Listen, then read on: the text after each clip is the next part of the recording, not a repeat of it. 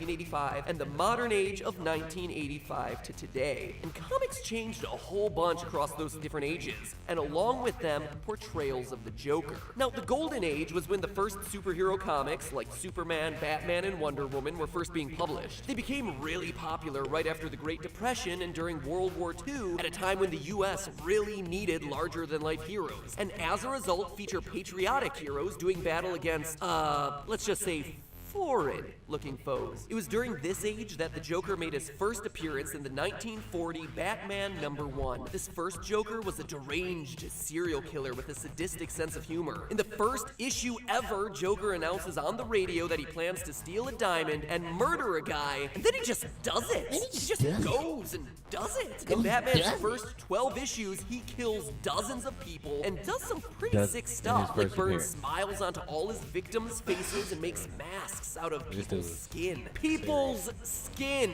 Is this the comics or Silence of the Lambs? Jeez. The golden age of comics wasn't just superhero stories, though. There were actually all kinds of comics. Horror, crime, westerns, romance, and they weren't just for kids either. A lot of them had themes that were pretty darn adult. In the middle of the 1950s anti-communist paranoia, though, Frederick Wardham released The Seduction of the Innocent, where he blamed comic books for all juvenile delinquency. Sound familiar at all? So obviously, as people began to get more sensitive, there became an increased call to tone down the violence of these books. However, instead of waiting for the government to censor them, comic book publishers censored themselves. In 1954, the Comics Code Authority was formed to review and approve comics by their own rules. Rules like, quote, crime shall never be presented to create sympathy for the criminal. Romance stories shall emphasize the value of the home and the sanctity of marriage. And all scenes of horror, bloodshed, gory, or gruesome crimes shall not be permitted, as well as 37 other rules. With these changes began the Silver Age of comics. The Silver Age, often referred to as the Age of Innocence, was all about fantasy and optimism. Since crime and horror were heavily regulated, superheroes started battling monsters and aliens instead of people. The grittiness of the Golden Age was gone and replaced with campy humor, and the Joker was no exception. In the 1950s and 60s, the Joker went from being a mass murderer to being just a prankster. He was like a tamer version of Roman Atwood. All the Joker wanted during the Silver Age was cash. In fact, in the 1952 issue, Joker's Millions, the Joker inherits a massive fortune and just retires from crime altogether. Peace out, guys, I'm done. Until, of course, it turns out that the whole fortune is counterfeit. I hate when that happens. The Joker here never kills or even harms anyone. It's like Looney Tunes with Elmer Fudd and Bugs Bunny, where he just basically gets out pranked by Funny thing, that right there is the Joker's sidekick before Harley Quinn. Yeah, his name is like Google or Gaggle or something like that. Yeah. And I know about that. Crazy. There's a bunch of shit about the Joker during my little research that motherfuckers don't know that I would love to put into like a story or put into like I want to do a TV series about the Joker. And we'll talk about it when the camera's cut because y'all motherfuckers are about to steal my idea. But anyway, I want to do like a TV show about the Joker and it'd be dope as shit. But yeah, I want to include that. But I also want to do like a series of different Joker movies or little mini movies and do the Martha Wayne story. Yeah. It's funny, like, I wonder if I would even want to see, like, a live-action attempt at the Batman Who Laughs, which I feel like is, like, does that count as a Batman, or does that count as a Joker, in a way? To me, it counts as a Joker story. Right. But it's in a Batman story, but it's a Joker story. Yeah. And, well, I guess it does count as a Batman, because the Batman Who Laughs is the number two to the other guy in Dark Knight's Metal. I forgot which Batman that one's called. Yeah. I know what you're talking about. But he's really dope. I completely forgot what the other one was called, but he was cool too. But I really think Batman Who Laughs was a little bit cooler than he was, especially once he had the little Robin goblins. There you go.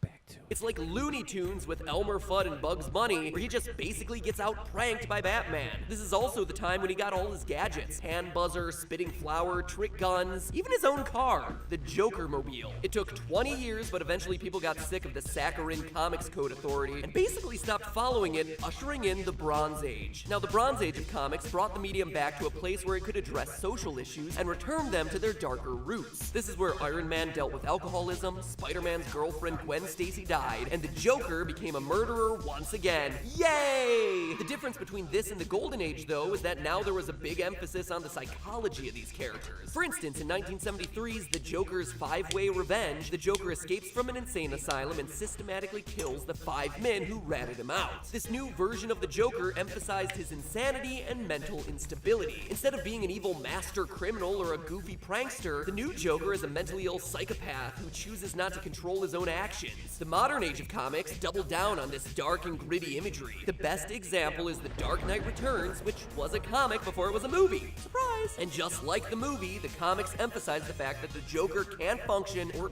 practically even exist without Batman as his counterpart, the yin to his yang. All of this should be sounding familiar. So we have 3 ages of comics and 3 Jokers: the criminal mastermind, the goofy prankster, and the psychopath. When Jeff Johns announced that there were 3 different Jokers in Justice League number 50, he was basically explaining away how the character has evolved over the past 80 years. It can be interpreted that the 3 Jokers of the Gold, Silver, and Bronze Modern Age have now just become their own separate characters. But if it's true in the comics, does it also work in the movies? Surprisingly, yes. Because when you look at it, the 3 film versions of the Joker seamlessly correspond to the 3 comic versions. The 1966 Cesar Romero Joker is the Silver Age one, a goofy prankster with crazy schemes, constantly outwitted by Batman. Romero's Joker isn't a murderer or a sadistic madman, he's just a thief, obsessed with robbing banks and art museums. And much like the Silver Age Joker, Romero's version uses a variety of gadgets: a spraying flower, a utility belt, hand buzzers, gas grenades, and yes, even his own car,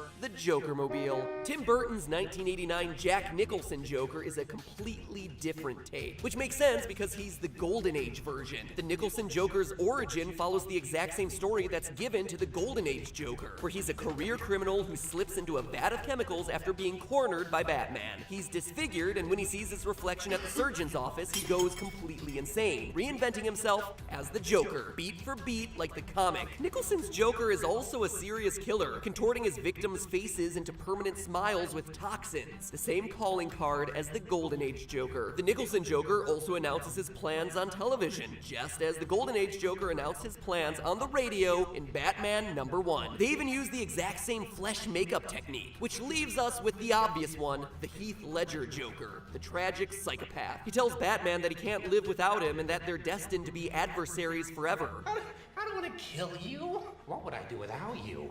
You complete me. People are constantly stating how crazy Ledger's Joker is, how unpredictable he is, which reflects the Bronze and Modern Age's focus on his unstable psyche. Some men just want to watch the world burn.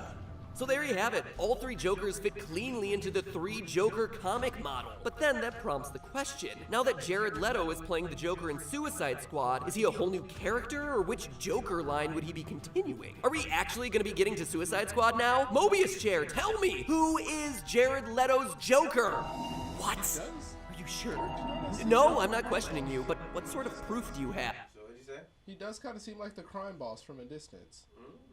To me, like, since he wears like the suit jacket, for some reason that kind of gives me that vibe. But that's literally having no, like, I've seen nothing from that movie, so I don't know. Wow, that's telling. Interesting that you say that. Mm-hmm. And especially if they're already talking about casting another Joker, it's like, so maybe they're just trying to speed that up a little bit and then mold that into an actual singular universe. Interesting that you say that, Rob. I'm sorry. I feel like I'm jumping ahead. Very right interesting. No, you're actually right on script. Mm-hmm. took a look at the three Joker theory. The fact that the three live-action versions of the Joker from the movies perfectly correspond to the huge reveal in DC Comics that there were three different Jokers running amok. There's the Jack Nicholson Joker from the Golden Age, the mob boss mass murderer, the Cesar Romero Joker from the Silver Age of comics, a bank heisting prankster, and the Heath Ledger Joker from the Bronze Age and Modern Age of comics, the psychopathic agent of chaos. If you haven't seen that last episode, click on this bat signal and grapple hook your way over to that video. But now we tackle the fourth and final live-action Joker, Suicide Squad's Jared Leto. How does he fit into all this? Well, it turns out that Jared Leto isn't a new Joker at all. He's just a reboot of one of the prior versions we've already seen. So the question is, which Joker is he? Let him guess. Will it be Joker number 1, Joker number 2, or Joker So you're saying the Caesar Wait, let the last one come out too. number Okay. The first try. This one? Yeah. 3? Jared Leto, your dream Joker match is the Golden Age Joker, Jack Nicholson. He's a mobster with a penchant You're right, for crushed but you purple got the velvet wrong who will Joker. always keep Yeah. you The first smiling. one He was loves the long spooky walks on the that didn't beach and kill dancing with the anybody. devil in the pale moonlight. The mobster one is Jack Nicholson.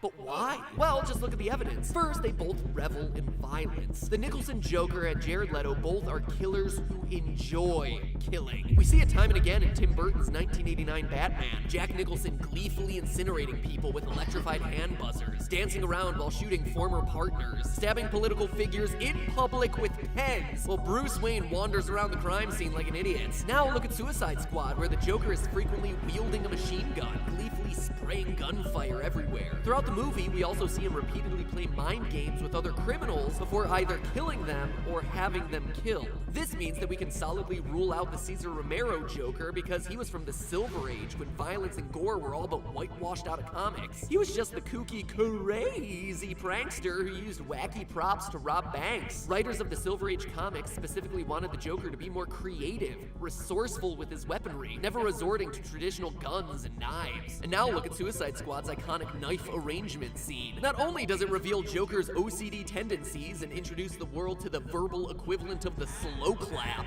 Ha! Ha!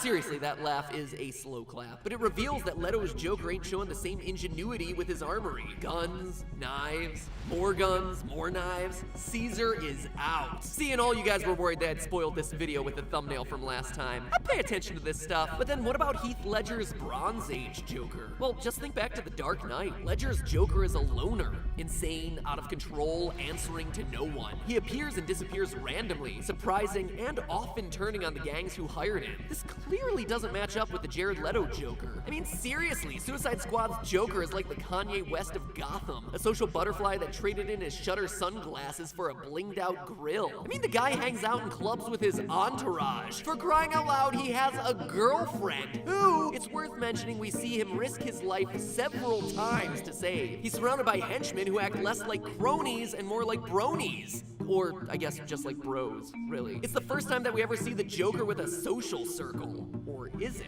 Turns out the Jack Nicholson Joker matches Jared Leto when it comes to this little posse of his. Just like Leto, Jack is a crime boss with an army of disposable henchmen at his, disposal. In fact, both are mob bosses who rule over organized crime in Gotham. They mobilize huge efforts to do things like attack art museums or break into maximum security prisons. And the important part about all of this is that these activities have literally nothing to do with Batman. In fact, Batman's only role there is to get in the way of everything. For Heath Ledger's Joker, his goals only ever revolve around Batman. It goes back to what we talked about last episode. The Bronze Age Joker is totally dependent on Batman. The yin to his yang, the sunny to his share, the third pairing that should be funny and isn't coming to mind right now. But the Golden Age Joker's doesn't. He has crimes and schemes planned, and Batman is only a roadblock to completing those. So, there you have it. Jared Leto's Joker is a reinvention of the Golden Age OG Joker of the comics, the gritting Jack Nicholson-esque mobster. And it's been softly confirmed by Suicide Squad's director that he went into the Golden Age origins of the character when deciding how the Joker would fit into this new movie's world. But so what? I hear you saying. Why'd you force me to wait on a cliffhanger just for this? Excellent question, Strawman commenter. Your patience will be well worth it, because knowing how Leto fits in with the three Joker theory has some wild implications about the DCU. You see, one of the major ways DC's comic universe differs from that of Marvel's is its emphasis on parallel worlds. The concept allowed writers the creative freedom to explore alternative versions of characters and their histories without contradicting the established continuity of the main universe. The modern version of this dates back to 1961, when the writers of The Flash were trying to figure out a way for Golden Age versions of characters to appear in stories alongside their Silver Age counterparts. Thus began a story titled Flash of Two Worlds, in which Barry Allen, the modern Flash, travels to another Earth, accidentally vibrating at the right speed to appear on another planet, where he meets Jay Garrick, that parallel Earth's version of the Flash. TLDL, too long didn't listen, they created parallel Earths to try and explain away the overcomplicated stories. Because using physical cosmology hypotheses is always gonna make things simpler, am I right? Yeah, who's with me? Don't leave me hanging. High five your screen right now, please. Please don't leave me hanging. I have a perpetual fear of being left hanging. Please high five your screen right now.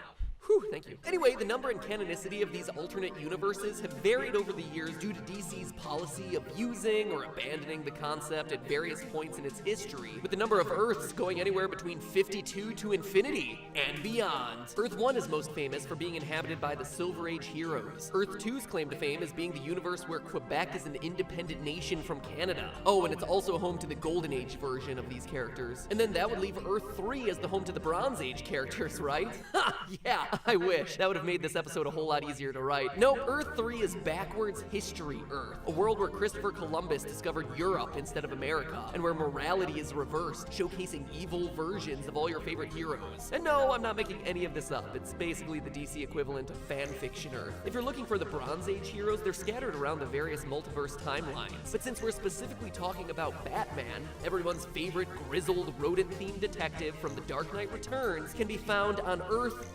31, obviously. Why wouldn't you think to look there? Well, sorry, he was on Earth 31 until a reworking of the universes made Earth 31 home to the pirate versions of these characters. You think I'm joking, but I swear it is all real. So that's a very general overview of how DC's comics work, but what's it got to do with the Joker? Well, DC hasn't been content with just leaving the parallel universe concept solely to the pages of the comics. From the very first episode of the Flash TV series, the creators have been hinting at the existence of the DC Multiverse. A dimensional barrier ruptured, unleashing unknown energies into our world. Antimatter, dark energy, X elements. Those are all theoretical.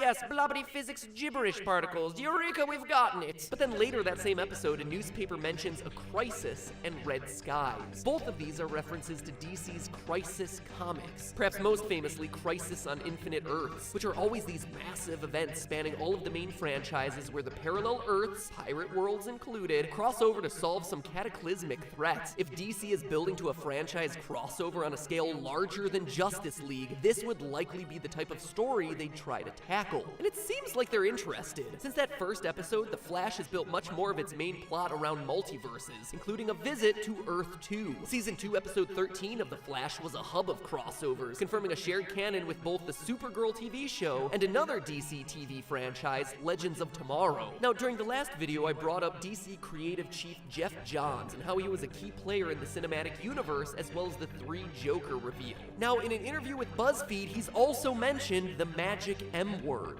multiverse. Quote, well, Arrow and Flash are the same universe, and we get a lot of great story out of that, especially when we have episodes that cross them over, but that's also where our superhero universe lives. We look at it as the multiverse. We have our TV universe and our film universe, but they all coexist. So clearly, the groundwork for a DC multiverse exists and is on their mind, but then we have Darkseid. As hinted at as one of Batman's fever dreams in Batman v Superman, the heroes will soon be forced to fight against a villain whose signature is the Omega symbol, one of the biggest baddies of DC Comics and the main antagonist to the Justice League, Darkseid. So very clearly we know that this guy's coming, but based on the comics, we also know that he's a villain who just so happens to cross multiverses quite frequently, and has been known to kill off some major players on some of these versions of Earth. So, what does it all mean? Well, let's look at the 3 Joker theory one last time. We have a Golden Age Joker in Suicide Squad, and a Bronze Age Joker in The Dark Knight. We have an old Batman, unafraid afraid to murder in recent DC movies, and also one who is significantly less murdery in the Dark Knight trilogy. We have a comics franchise known for crossing over its multiverses, and a movie division fighting against the juggernaut of Marvel, falling victim time and again to negative reviews. So considering all of this, there's one trump card on the table for DC that does everything they need it to do. It differentiates them from Marvel, provides huge fan service, has the potential to reset all their missteps with movie lore, delivers a massive box office, and all while still adhering to their comic roots, creating a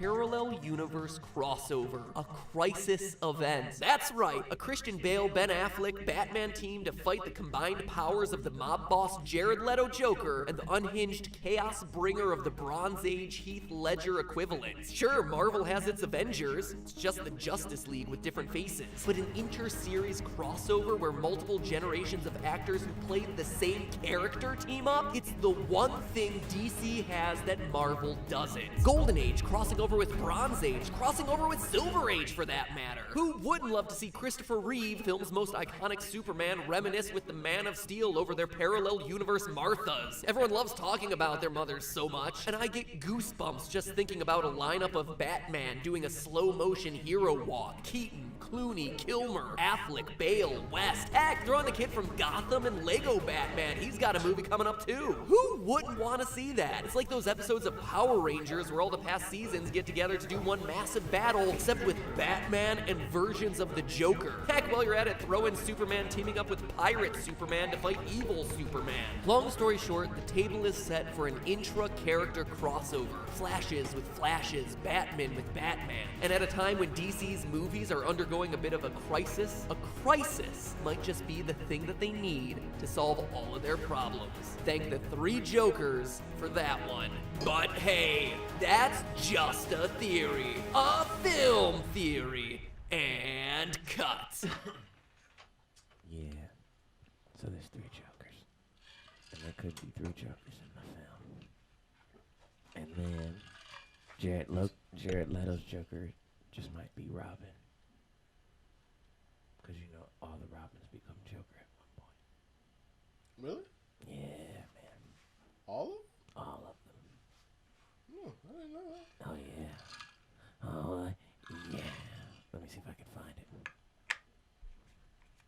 That's another film theory. Let's stop this one and start a new one. We're going to stop this one and start a